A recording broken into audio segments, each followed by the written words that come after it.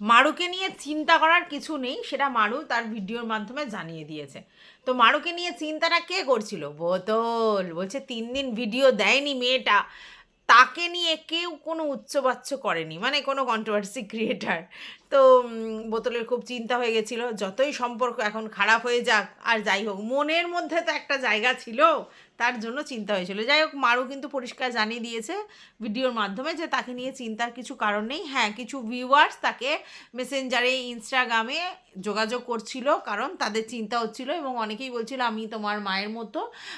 তো সেই জন্য তো সবাইকে জানিয়ে দিয়েছে এবং অনেকে ওর সঙ্গে ফোনেও যোগাযোগ করে জেনে নিয়েছে যে মারুর শরীর খারাপ ঠিক আছে কিনা, এবং তারাই কিন্তু মানে আমাদের ভিউয়ার্স তারা আবার এসে কিন্তু আমাদেরকে জানিয়েছে যে না, মারু সুস্থ আছে, সঠিক আছে, কোনো অসুবিধা নেই। এবার কি হয়েছিল অ্যাকচুয়ালি মারুর? অ্যাকচুয়ালি এইরকম একটা সময় মুড অফ, মুড খারাপ এরকম তো হতেই থাকে। তো এবার মারুর কি হয়েছে, একা একা থেকে একটা একাকিত্ব গ্রাস করছিল, আর তোমার ছমছমিয়ার উপরে প্রচুর রাগ ঠাগ দেখাচ্ছিল। তারপরে মারু আর ছমছমিয়া দুজনে মিলে ডিসিশন নেয়, এইরকম অবস্থায় ও কাজকর্ম তেমন একটা করতে পারছে না, ছমছমিয়ার উপর প্রেশার পড়ে যাচ্ছে, যেতে দেরি হয়ে যাচ্ছে ছমছমিয়ার, প্লাস হচ্ছে মারও একাকিত্বে ভুগছে, খাবার দাবার একার জন্য রান্না করতে ইচ্ছা করছে না দুপুরবেলা করে। তো এসব অনেক সমস্যা হচ্ছে, ভালো লাগছে না, তার জন্য ও শ্বশুরবাড়ি থাকতে চলে এসেছে। ঠিক আছে? তো সেই জন্য ও মানে এতদিন ভিডিও দিতে পারেনি, কারণ ও বললো আমি অলরেডি 3-4 দিন শ্বশুরবাড়িতে চলে এসেছি। তো 2 দিনের ভিডিও ক্লিপ তুলেছিলাম, একটা হচ্ছে দোলের দিন, একটা দোলের পরের দিন। তো দোলের দিনের ভিডিও তোমাদের সঙ্গে আমি শেয়ার করতে পারিনি, ওটা অনেক পুরনো ভিডিও হয়ে যাচ্ছে, তো তাই জন্য ওইটা ওর বরের চ্যানেলে ও শেয়ার করবে। আর দোলের পরের দিন যে রান্না বান্নার যে ভিডিওটা, মানে তোমার ওদের যে বাড়িতে যে খাওয়া দাওয়ার যে ভিডিওটা, সেটা শেয়ার করেছে। তো ভিডিওতে কিন্তু আগেই জানিয়ে দিয়েছে মারিয়া যে ওর যা নেই, জায়ের সাথে তাতে তার বাচ্চা দুটোও নেই, মা বাড়ি গেছে। রয়েছে ভাসুর আর এই বড় জায়ের মেয়েটা, আর রয়েছে হচ্ছে ও শ্বশুর শাশুড়ি আর ছমছমিয়া আর ছমছমিয়ার বউ, এই কজন রয়েছে। তো যে অনুষ্ঠানটা মানে যেই অনুষ্ঠান উপলক্ষে, মানে হোলির উপলক্ষে পরের দিন যে মাংসটা রান্না হলো, তাতে কিন্তু সমস্ত বাটা মশলা দিয়ে রান্না করা হয়েছে। এবং সবথেকে বড় কথা হচ্ছে, সত্যি বাটা মশলা উনুনের জালে রানের স্বাদই, মানে রান্নাটার স্বাদই কিন্তু আলাদা হয়, কালারও অন্যরকম হয়। ঠিক আছে? তো যাই হোক, একদম মাখা মাখা গা মাখা এরকম একটা তোমার হচ্ছে চিকেন রান্না করেছে। আর আমাদের ছমছমিয়া বলছে দেখেই লোভ লাগছে, জিভে জল এসে যাচ্ছে, কথাটা সত্যি। মাংস রান্না করা দেখলেই না কেমন একটা জিভে জল চলে আসে, ইচ্ছা করে, মানে খেতে ইচ্ছা করে, ওই জন্য না আমি মুখ বার দেখি, আমার খেতে ইচ্ছা করে এগুলো দেখে। তো যাই হোক, তো রান্নাটা দেখে কিন্তু মনে হচ্ছিল। এবার একটা জিনিস খুব ভালো দেখা গেল যে হচ্ছে ওরা লঙ্কাটা পর্যন্ত বেটে দিয়েছে, আচ্ছা, আর মরিচ আর জিরে বেটে দিয়েছে। আমি যদিও মাংসে কোনো দিন ওই মরিচ আর জিরে বাটা ওরমভাবে দিই না, কারণ প্রচণ্ড গুলগুলে ঝাল হয় মরিচ বাটা দিলে, মানে গোলমরিচ বাটা দিলে। আর জিরে বাটাটা আমার ঠিক ভালো লাগে না, জিরে ধনে গুঁড়ো দিই খুব কম, আমি জিরে গুঁড়ো খুব কম দিই মাংসতে। তো যাই হোক, জিরে বাটা দিলে কিন্তু আবার অন্য টেস্ট হয়ে যায়। জিরে বাটা কিন্তু মাছের ঝোলের জন্য ঠিক আছে, মাংসের ঝোলে খুব একটা ভালো লাগে না। তো যাই হোক, ওরা দিয়েছে আর লঙ্কা বাটা দিয়েছে, তার জন্য দেখতে রঙটা খয়েরি টাইপের হয়েছে। আমি জানি এরকম মাংস, মানে এরকম বাটা মশলা দিয়ে আর এরকম উনুনে রান্না করলে এরকম দেখতে হয় মাংসটা, আর খেতেও টেস্ট হয়। তো যাই হোক, ওরকম রান্না করেছে, আর রসুনটাও অল্প থেতো থেতো করেছে, আদাটাও বেটেছে। ওদের না ওই শিলের যে নোড়াটা কিন্তু খুব ক্ষয়ে গেছে, যার জন্য সেরকমভাবে বাটতে পারে না, কষ্ট হয়। ওই নোড়াটা পাল্টে নেওয়া উচিত আমার মনে হয়, নাহলে ওনাকে অনেক প্রেশার দিতে হচ্ছে। তবে হ্যাঁ, রসুন যদি ফুল পেস্ট হয়ে যায় না, খেতে অত টেস্ট হয় না। রসুন যদি এরকম মানে অল্প অল্প বাটা হয়, মানে একটু গোটা গোটা থাকে, তাহলে টেস্টটা বেশি ভালো হয়, যেটা আমি নিজে করেছি, বুঝেছি। আর সত্যি শিলের বাটা মশলার কাছে কখনোই এই মিক্সার গ্রাইন্ডার হোক আর যাই হোক, মশলা চলে না। তাই যারা দেখবে বাটা মশলা খেতে ভালোবাসে, তারা তো গুঁড়ো মশলাও পছন্দ করে না, হলুদ লঙ্কাও বেটে খায়, আর তারপরে মিক্সার গ্রাইন্ডারে বাটা সে তো খেতেই চায় না। সত্যি, কিন্তু আগেকার দিনে দেখো অনেক পরিশ্রম করার মানে ছিল, এখনকার ছেলেমেয়েরা অত পরিশ্রম করতে চায় না, কিন্তু অ্যাকচুয়ালি বাটা মশলার টেস্টই আলাদা। আর যেটা বলছিলাম সেটা হচ্ছে যে দেখলাম যে আমাদের ছমছমিয়ার মা মারিয়াকে রিয়া বলে ডাকলো। ভালো লাগলো কিন্তু নামটা শুনতে, ঠিক আছে? সেটা দেখে আবার এক ভিউয়ার্স বলেছে আমিও তোমাকে রিয়া বলে ডাকবো। তো যাই হোক, ভালো লাগলো। আর একটা জিনিস, ছমছমিয়ার মা কিন্তু খুব হাসিমুখ টাইপের, সবসময় হাসি খুশি, প্রাণবন্ত, অ্যাক্টিভ। কখনো ওনার মুখের মধ্যে দেখা যায় না যে ভুরু কুচকেছে বা কিছু। মারুকে কিন্তু দেখবে রাগ বাগ হলেই ভুরু কুচকায়। আজকেরও মানে যে ভিডিওটা দেখলাম সেখানে একটা সময় কিন্তু ওর মনে হয় ছমছমিয়ার কোনো কথা পছন্দ হচ্ছিল না, ও কিন্তু ভুরু কোচকাচ্ছিল। কিন্তু ওর মাকে কিন্তু দেখবে সদা হাসিমুখ, ঠিক আছে? আর এ দেখো, উনানে রান্না বাইরে করা যায়, কিন্তু জোগাড়ের লোক অনেক চাই। যেমন ওই মিঠিকে বলছিল যে এই বাসন নিয়ে আয়, তারপরে হচ্ছে জল নিয়ে আসছে, এটা নিয়ে আসছে, ওটা নিয়ে আসছে, এইটা হচ্ছে সবথেকে বড় কথা। আর রান্নার জোগাড় করছে কে? ছমছমিয়ার মা। আর ছমছমিয়াও কিন্তু ক্যামেরা ধরছে, কিছু কিছু হেল্প করছে, তার জন্যই কিন্তু রান্নাটা করা যাচ্ছে। এটা কিন্তু বুঝতে হবে, তার জন্যই কিন্তু মানে আমাদের মারু যে রান্নাটা করছে করা যাচ্ছে, বা সেটা সেইভাবে ক্যামেরাবন্দি হচ্ছে। লোকজন বেশি লাগে, একজন ক্যামেরা ধরবে, একজন রান্না করবে, একজন মশলা বাটবে, একজন জোগাড়ের জল ফলগুলো নিয়ে আসবে, তবে হবে। নাহলে বাইরে বসে উনুনে রান্না করাটা যথেষ্ট টাফ, একা করা যাবে না। তো এইটা ব্লগিংয়ের মধ্যে না, এই যে সবার অ্যাক্টিভনেস, এটা যদি দেখা যায় তাহলে ভালো লাগে, না হলে কিন্তু ভালো লাগে না, একা একা ভীষণ বোরিং। তবে হ্যাঁ, ছমছমিয়া একটু বেশি বকে, তোমাদেরকে আগেও বলেছি। ছমছমিয়া ঠিক আমাদের হচ্ছে টিনু সুন্দরীর মতো। টিনু সুন্দরী যেমনি ব্লগের মধ্যে অতিরিক্ত কথা বলে, দেখলেই বোঝা যায়, তেমনি এই ছমছমিয়াও আছে, ব্লগের মধ্যে অতিরিক্ত কথা বলে, যেগুলো প্রয়োজন নেই সেগুলো বলে, এবং এক এক সময় কিন্তু মারু রাগও করে। কিন্তু ছমছমিয়ার ওটা স্বভাব। এক একটা লোক আছে যারা এইভাবে বেশি কথা বলতে অ্যাক্টিভ হয়। তবে যাই হোক, ছমছমিয়ার একটা গুণ আছে, সেটা হচ্ছে ছমছমিয়া কিন্তু সব কাজ করতে পারে। আমরা দেখেছিলাম যে প্যান্ডেল ফ্যান্ডেল এইসবগুলো বানাতে পারে, তারপরে ইলেকট্রিকের কাজ তো জানেই, বাদি দাও, তারপরে বাড়িরও সমস্ত কাজ করতে পারে। আর এই গুণটা অ্যাকচুয়ালি ছমছমিয়ার মায়ের থেকেই তো ছমছমিয়া পেয়েছে। তো এইটা খুব ভালো করেছেন উনি, যে ছেলেকে সব কাজ শিখিয়েছে। তার মধ্যে ওরা যে ব্যাটারটা বানিয়েছে, বেসনের ব্যাটারটা, সেটাও খুব ভালো বানিয়েছে।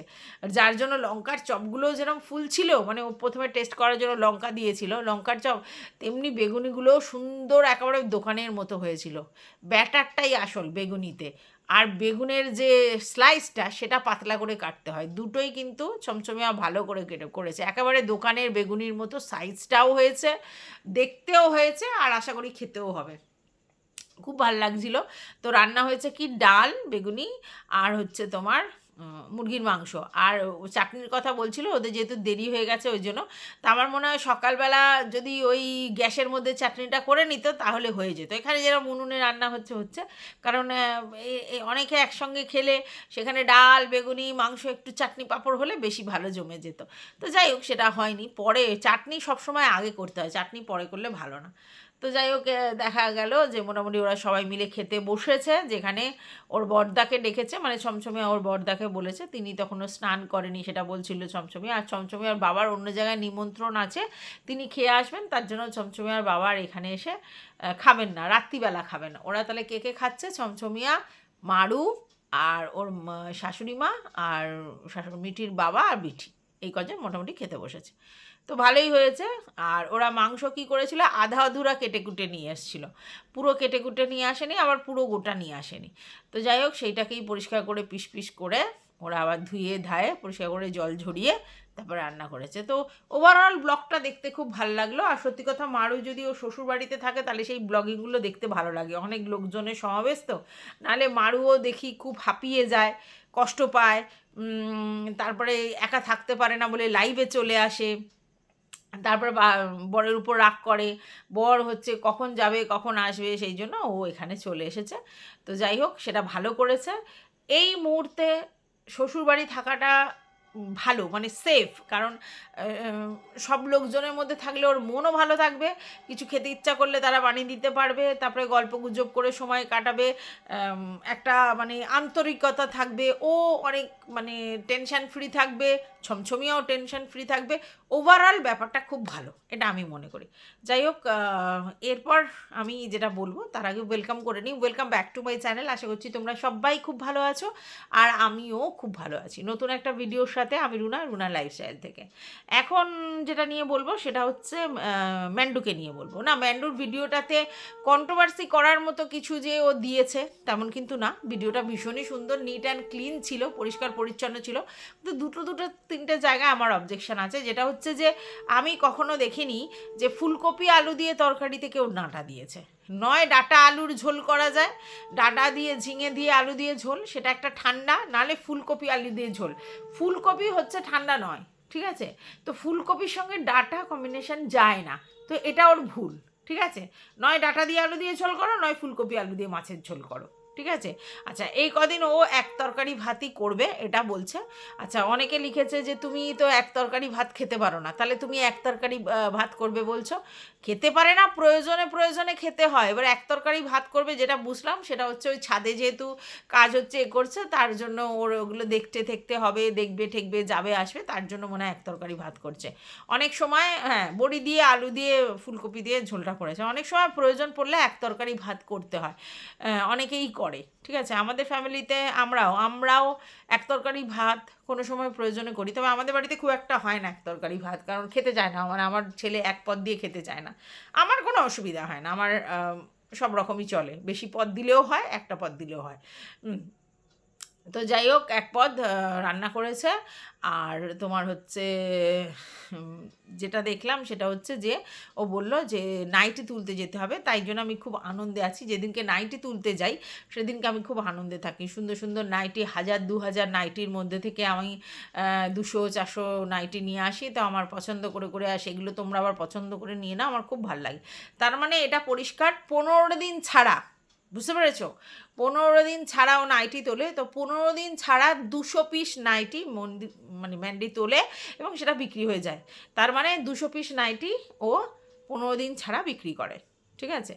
মানে সপ্তাহে 100 পিস নাইটি বিক্রি করে, মাসে 400 পিস বিক্রি করে, মানে ও যেটা হিসাব বললো, ঠিক আছে? তো 400 পিস নাইটি বিক্রি করে। এবার তোমরা বুঝে নাও 400 পিস নাইটিতে ও কত টাকা লাভ রাখে, কারণ ওর এক একটা নাইটির দাম বলছে, যেগুলো ভালো নাইটি সেগুলো 450-500 টাকা করে, আর যেগুলো এমনি নাইটি সেগুলো 390 টাকা করে। হ্যাঁ, বাজারে 300 টাকায় এভেলেবেল ভালো নাইটি পাওয়া যায়, 300 টাকায়। আর একটু ব্র্যান্ডেড নাইটি 350 থেকে মোটামুটি 400-র মধ্যে খুব ভালো পাওয়া যায়। সেখানে ওর নাইটি হচ্ছে 450, আর হচ্ছে তোমার 390। হ্যাঁ, মানে 300 টাকার জিনিসগুলো 390। হ্যাঁ, তো নাইটির রেট কিন্তু প্রচণ্ড হাই, ঠিক আছে? কাপড় কোয়ালিটি ভালো, নো ডাউট, কিন্তু নাইটির রেঞ্জ ম্যান্ডির প্রচুর হাই। তো বুঝতেই পারছো, 400 নাইটি বিক্রি করে, তার সঙ্গে রেঞ্জটা ধরে না মোটামুটি কত টাকা ইনকাম হয়। তো বিজনেস থেকে ওর বেশ ভালো ইনকাম আছে, মানে নাইটি বিজনেস থেকে। তারপরে তো তার সঙ্গে শাড়ি, চাদর এগুলো রয়েছে, সেগুলো কমই ধরে নাও, ঠিক আছে? এবারে উপরে একটা ঘর করছে আমাদের ম্যান্ডি, একটা উপরে ঘর করছে। কিসের ঘর? টিনের ঘর। অনেকেই ওকে বলেছিল টিনের ঘরে গরম লাগবে, ছাদের ঘর করো। তো আমি যতদূর জানি ও বলেছিল ওকে অনেক আগেই লোকে দোতলা করতে বলেছিল, তখন বললো এখানে আশেপাশে কেউ দোতলা করেনি, আমাদের এখানে কেউ দোতলা করবে না, কি একটা কারণ আছে, তার জন্য আমিও কখনো আর দোতলা করবো না। আবার বলেছিল যে না, এই বাড়িতে আমি আর কোনো ইনভেস্ট করবো না, যখন সবে এই ঝামেলাগুলো হয়েছিল তখন। তো এখনও দেখছে যে ওর প্রয়োজন, হ্যাঁ, তো সেই জন্য ওকে একটা ঘর করতে হবে। তো কী ঘর করবে? টিনের শেড দিয়ে ঘর করবে, ঠিক আছে? টিনের শেড দিয়ে ঘর করবে, বাদ বাকিটা খোলা রাখবে। সেই টিনের শেডের ঘরটা যেটা ও দেখাচ্ছে, সেটা ও বললো যতটা কম ছোট হবে তত ভালো, আমার খাটটা আর একটা কি বললো পড়লেই হলো। এখন ব্যাপারটা হচ্ছে ওর ঘরেতে অনেক কিছু ঢোকাতে হবে। প্রথম কথা হচ্ছে ওর দোলনাটা ঢোকাতে হবে, ঠিক আছে, কারণ বৃষ্টি হলে। আচ্ছা, তারপরে দ্বিতীয় কথা হচ্ছে ওর সিংহাসনটা ঢোকাতে হবে। অনেকেই বলছে বারান্দায় সিংহাসনটা একদম বেমানান, তুমি ওই উপরের ঘরে রেখো। তো যাই হোক, সেই সিংহাসনটা লাগাতে হবে। ও বলছে বিছানা আর একটা কি আলমারি হলেই হলো, পরবর্তীকালে একটা শোকেস কিনবো না কী সব বলছে।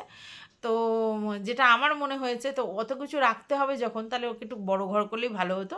তো 3 দিকে 3টে জানালা করবে। জানালা টিন দিয়ে করবে কি স্লাইডিং দিয়ে করবে আমি বুঝতে পারলাম না, সেটা এখনও বলেনি। আর একটা দরজা করবে। আমার মনে হয় আমাদের এখানে যেগুলো দেখেছি যে শেডের পরে তারা পুরো জায়গাটা ফাঁকা রেখেছে, ঠিক আছে, এবং পুরোটা স্লাইডিং দিয়ে করেছে, ঘেরা কোনো ব্যাপার নেই, মানে পুরো ঘরটাই ওরা স্লাইডিং ডোর দিয়ে করেছে, ঠিক আছে? মানে উপরে শেড, হ্যাঁ, তারপরে এতখানি চওড়া চওড়া করে নামিয়েছে, তারপরে পুরো ব্যাপারটাকে স্লাইডিং দিয়ে ঘিরেছে। ওরকমই ঘর হয় আমি দেখেছি, কিন্তু ও বলছে যে না, পুরোটা গেঁথে দেবে টিন দিয়ে আর 3টে জানলা একটা দরজা রেখেছে। তো ওরকম ঘর আমি দেখিনি, জানি না ওরকম কীরকম হবে। তো সবাই বলছে প্রচুর গরম হবে, সত্যি কথা, টিনের ঘর আবার উপরে, প্রচুর গরম হবে, তো থাকা খুব মুশকিল, এসি লাগাতেই হবে। তো ও বললো যে টিনে ঘর করে তারপর প্লাই দিয়ে উপরটা সব ছাউনি ফাউনি দেবে, তারপরে নিচে কি দিতে হবে সেটা জিজ্ঞেস করছিলো। তো অনেকেই বলেছে ওকে কার্পেট সাজেস্ট করেছে, আমারও মনে হয় সেটা দিলেই ভালো হবে, এখন মোটা মোটা অনেক কার্পেট পাওয়া যায়। তো কার্পেট দিতে বলেছে, আর তারপরে হচ্ছে তারপর প্লাই দিয়ে সাজিয়ে ও হচ্ছে একটা এসি লাগাবে। এসি লাগাতেই হবে, কারণ ওর নিচেই এসিতে থাকছে, সেখানে উপরে টিনের ঘরে গরমকালে তো বসতেই পারবে না। এসি লাগালেও যে খুব সুসার হবে তাও নয়, কিন্তু তবু অনেকটা ভালো হবে। নাহলে এসি ছাড়া উপরে টিনের ঘরে থাকতেই পারবে না। যারা একবার এসিতে থেকে গেছে তারা হ্যাঁ, শীতকালে থাকতে পারবে, কিন্তু গরমকালে থাকতে পারবে না। আর ও তো করছে ভরা গরমে ঘরটা, তাহলে কি করে কি থাকবে। তবে আমার যেটা মনে হয় ও মেনলি যেটা করছে, ওর নাইটি দেখানোর জন্য হয়তো উপরে ঘরটা করছে বিজনেস পারপাসে, এটা আমার মনে হচ্ছে।